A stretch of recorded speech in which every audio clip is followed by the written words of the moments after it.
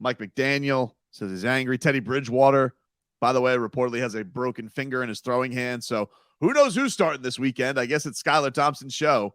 And they'll have to probably sign a backup because I can't imagine Teddy Bridgewater's going to play with a broken finger in his hand. Do you think Tua's out? Well, here's the thing. Jay Glazer reported before the games yesterday. He said that the plan was that Tua will return for the playoffs if they make the playoffs. That was his target. I don't think he's completely ruled out, but it didn't sound like it was a sure thing that Tua was going to be able to go this week. It sounded like he was aiming for a postseason. Now, maybe that was the hope that the Dolphins were going to clinch and they could have not had to have played, even had to worry about the Jets game. So maybe plans do change. I'm not saying that he's done. We don't know, but I know the report yesterday was from Glazer was they were targeting the playoffs if they make it. All right. I don't know. I will say this. We're in a new era of football because if anybody, when I played, would have came in the next day after finishing the game and say, I'm having these symptoms. I mean, back then they weren't even considered concussion, symptoms. You say, oh, you finished the game. You're good. So move on, dude. Right. Turn the page. You need a couple of days, but so it is, the league is moving forward with a situation that I don't think nobody clearly understands, right? I can look at this situation and say, just because you fall bad all the time don't mean you're injury prone. Because I could take any player in the NFL and push them down like that, and they would have the same reaction that Tua is. So how do you fix that? You could kind of do it with how he does things, right? And kind of, hey, don't just let him push you, all crazy, right? And you're never gonna run back fast enough to get your body underneath over your feet. Yeah, I mean, that's a tough one. Like, he's on the run there. A guy, like, I don't know how you're supposed to prevent that from happening. Like, I don't know how the hell, when he got ragdolled, that wasn't a penalty.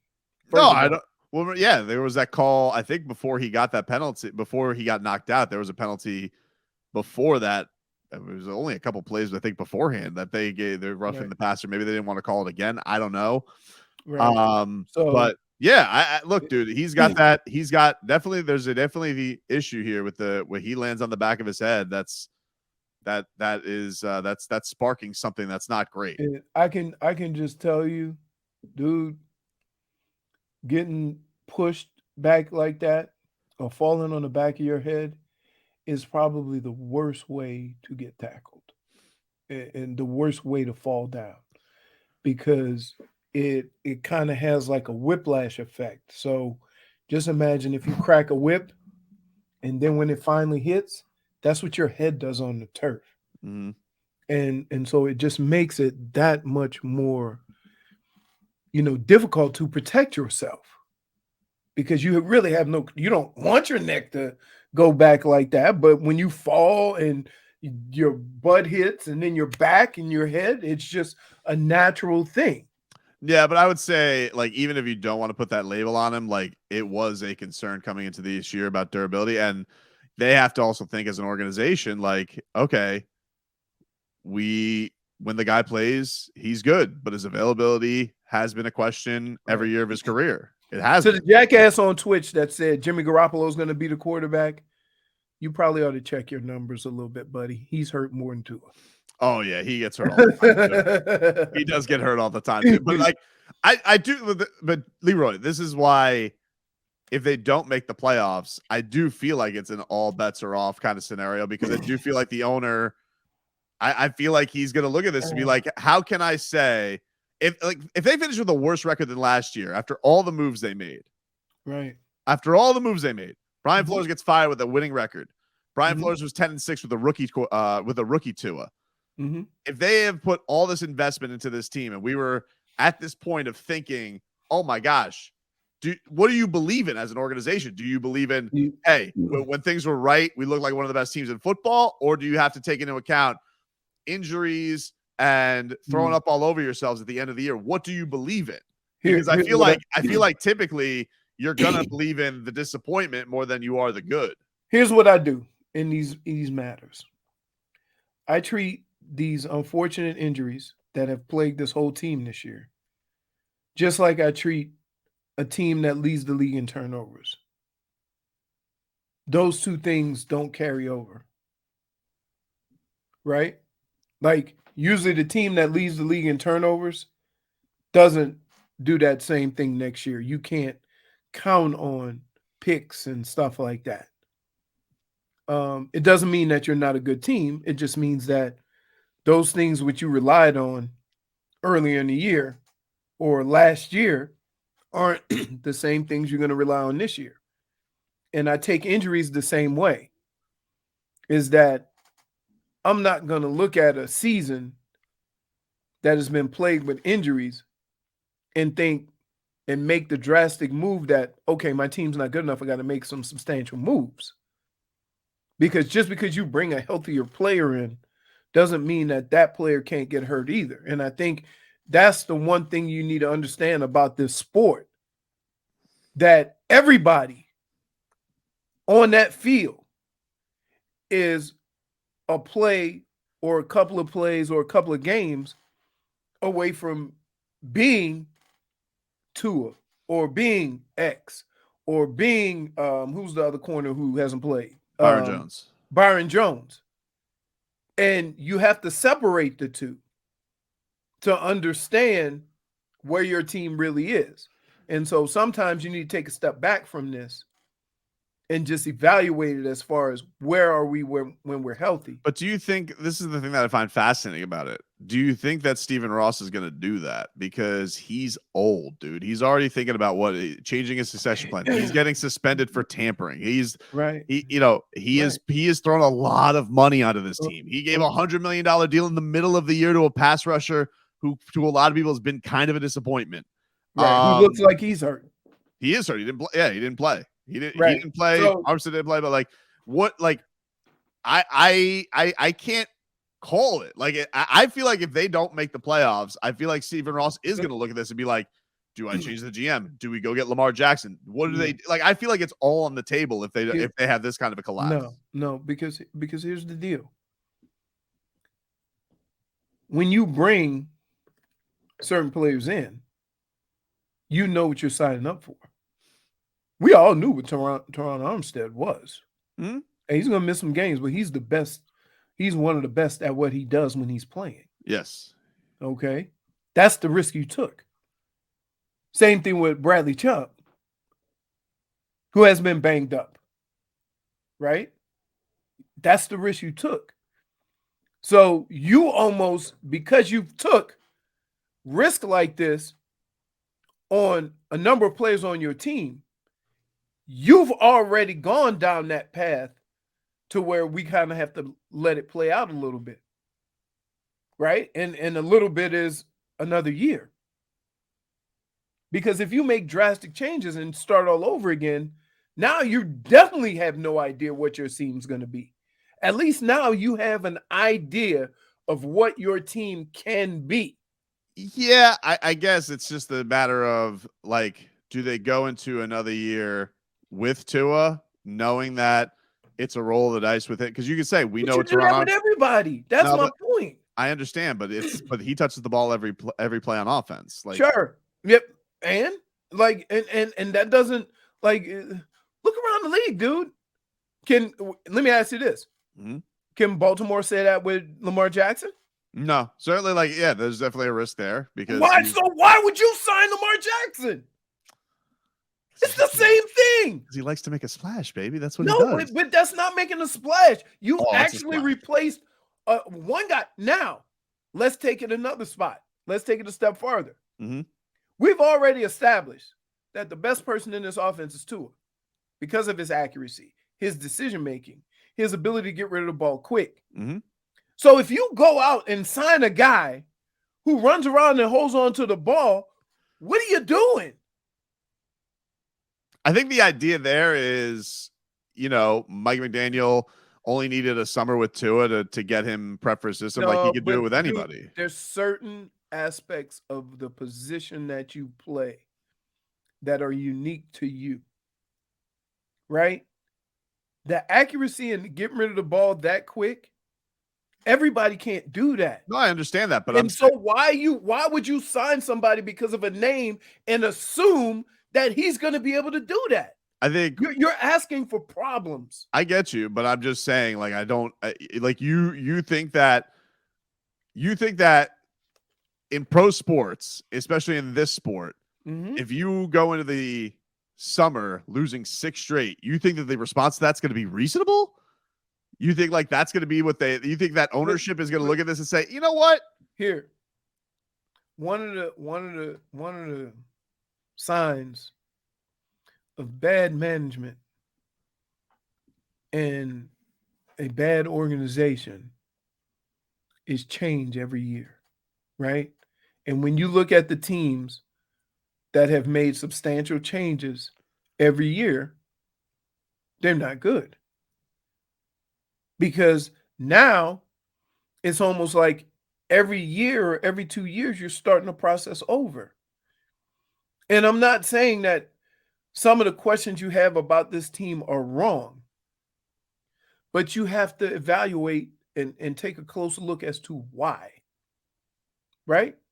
If you can say, hey, we led the league in getting turnovers this year, and you go into next year thinking you're going to do it again, that's shame on you. If you finish a season and say, yeah, we were really banged up, and then you make drastic changes when the only thing that you really needed was health, then that's a bad move by you, because you got to have some patience. I'm not saying you got to have it all the time, but I'm saying you got to be able to look at your situation, and Mike McDaniel and all the powers that be got to be able to have a conversation and say, look, here's where we are. What players do we all think can come back and make this team go? Or what players are we going to be struggling with this and we're never going to really be able to get them on the field? Mired in a 5-game losing streak. Oh. See Zonk's tweet yesterday, Leroy? I did not. Oh, he didn't tweet at all yesterday. Hasn't really.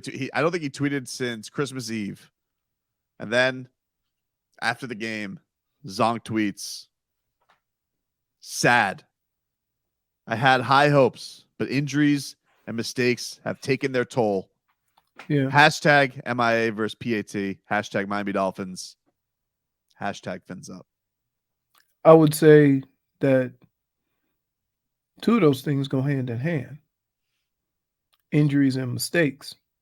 Because if you have injuries, then the next guys coming in aren't as good as the guys that were in there, have a tendency to make mistakes. Yeah, I did like Keon Crosson's, strategy of just battering ram the wide receiver. What the hell was that, dude? You guys didn't think that was a good strategy? What was that? Oh my gosh. Yeah, little Noah Igbenogany losing the wide receiver wide open in the end zone just for old time's sake. And how many times is Duke Riley going to give up a touchdown? I am over it, dude. Here's what I would say. Though. What? Here's the one thing that's most annoying about defensive backs. You get to a certain part of the field, turn around and look at the quarterback. You ain't got much field to be chasing the guy. When the guy get on the 2-yard line, look back. I am furious losing. There's no field to throw the ball. Where's he going to run? There's no more route to run. I'm so furious they lost to Mac Jones. Mac Jones sucks so bad, and they end up losing to that guy. I was so mad. I hate his face. Well, I hate lost to any quarterback leaving receivers that wide open. Oh my god! Like, dude, he was just like nobody was near any of their receivers downfield, and maybe they were just like. Or my favorite is when they get down by the end zone, and the guy's out on the right side of the defense by himself, and whoever number 45 is with the blonde locks, Duke Riley. Duke Riley looks at somebody else and say, "You want me to get him?" Yes, dude. Yes. How about you go out there and not run out there at the last minute? Duke Riley just looks like Aquaman is also the Aquaman of the Dolphins defense. Useless. I mean, he looked around like, what we supposed to do with him? And so frustrating. I'm looking at it going, I'm like, nobody's gonna, why is he on it? By then it was too late. I just saw him like, something's not right over there. Something's not right. Because even with that, it was a terrible pass. Like, it wasn't very accurate. And they tried to say, oh, he threw it in the only place he could catch it. Well, yeah, okay. I mean, if you didn't believe in curses, though, like this is a good argument for curses existing this season. I mean, if you're not a curse guy, it's hard to. If the curse believers are going to be like, you see, I curse. I don't know if the Dolphins are cursed, but I found myself looking at the TV like, week 17. You got to be kidding me. We still like leaving guys wide open. Here's Mike McDaniel a little bit more after him. He says, after they watch the film, guys are going to see they left a lot on the field. Guys have had opportunities to play. There's been people that have made some tremendous plays and done very well with their opportunities on the field. There's some guys that I think will feel in hindsight, looking back on it, that they could have done more. It doesn't matter at this point. It's all about responding. It's tough for anybody to really put themselves out there and accept these types of defeats in consecutive order. But we play a tough game, and absolutely nobody will feel sorry for us, as they shouldn't. Oof. I will say Oof. that. Want me to break that down to you? Oh, please do. You want me to tell you how that meeting goes this morning? Mm-hmm. Coach is going to go up there and say, listen, we've had a lot of injuries all year. We've always preached and pleaded to you guys that you're only one play away. Guys get opportunities, go out there and don't know what the hell to do. Don't come to me talking about you deserve more. Oh. You've proven you deserve less. And so we'll get guys in the game that may not be good enough, but know what the hell to do. And I've heard that conversation before. It's nothing new to sports. It's very easy to get caught up in what your role is on a football team and not realize that your main reason for being there is to play the position you were drafted in. So, for example, and I'm just using this example, a cornerback that only plays special teams, you still a cornerback. You better make damn sure that if your opportunity presents itself, you know what to do at your primary role. Because we can find a whole bunch of guys to run down on kickoff, punt return, kickoff return, field goal block. We can find anybody to do that. But the reason why you here is for that chance that you may have to play the position we drafted you for. You better know what the hell to do. And that's the conversation that's going to be had today. Tyreek Hill said after the game, the Dolphins are in a mud puddle right now. Right now, we're just in a mud puddle. It sucks, man. Honestly, sorry, guys, it sucks. I can't explain the feeling as a competitor. We're going to find things to get things on a roll. And when that happens, a lot of people are not going to want to face the Miami Dolphins. I mean, he basically said he's frustrated, but he's not rats off a ship. That's Yeah. basically what he just said. And I think it's unfortunate, that a lot of guys are playing on the field like, oh my God, Christian Wilkins. Like Oh, it's so good. how you can't tell me he's not one of the most dominant D linemen in football right now. He's getting so good at that batting at the line too. Oh my goodness. And you want to know something? Like, hey, how about you give credit to Christian Wilkins? They were like, oh, did you see Mac Jones spiking like a volleyball player? Like, stop kissing his ass. How about he doesn't throw it into the giant defensive lineman? I didn't realize we were playing volleyball. Broadcasters. Who was that? Trent Green? Who the hell was that? Trent Green. I think it was Kirk Herbstreit, maybe. No. That wasn't Yeah. good. Sounded like him, dude. Mark Sanchez, is he back? No. Guy says, can we send Jason Sanders to cover punts since he needs to earn a paycheck somehow? It ain't field goal kicking. I'm with you, dude. I will tell you this. Guys that play those positions are not ready for contact. Nope. I'm so mad they lost the Patriots. Dude. So Oh my God. it's just frustrating, like how that game went. It's Dolphin Kid's like, Mac Jones is the dirtiest player in the NFL. And CBS was like, oh, look, he had a meeting with a veteran. I'm with you, dude. Like, nobody else gets that. Oh, Mac had a meeting with Mac. Like, all right. And then, like, if you want to talk about intangibles, like, they just shove it down your throat with him. Charles Davis. Oh, dude. They were all look at the heavy play by Mac Jones. already. Hey, you are. I'm done with him. Yeah. So just so you guys know, years ago, he did one of my games when I was in Minnesota, and it was 3rd and 37. I got a draw play. I went 53 yards. You know what he said? He didn't say it was a great play. He didn't say 3rd and 37 had never been done in the NFL.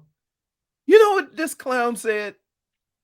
He said, if that was Robert Smith, that would have been a touchdown. He said that? Yes. Charles Davis said that to you? Yes. What? Yes. What? I'll see if I can pull up the play. Oh my God. That's what he said. 3rd and 37. And he said Charles Davis's response to that. Yes. Was, doing the play-by-play. Wow. Like, that was a great play. But I got to tell you, if that was Robert Smith, that would have been a touchdown. What a jerk. Wow. So that's just his style. Like, Christian Wilkins makes a great play. Let's give credit to the bum who volleyballed it into the ground. Yes. I got beef with Charles Davis. He does a voice on Madden. He's always talking about me, dude. I got beef with him too. Leroy, if we got to pick this up and bring some action to Charles Davis, I'm with you.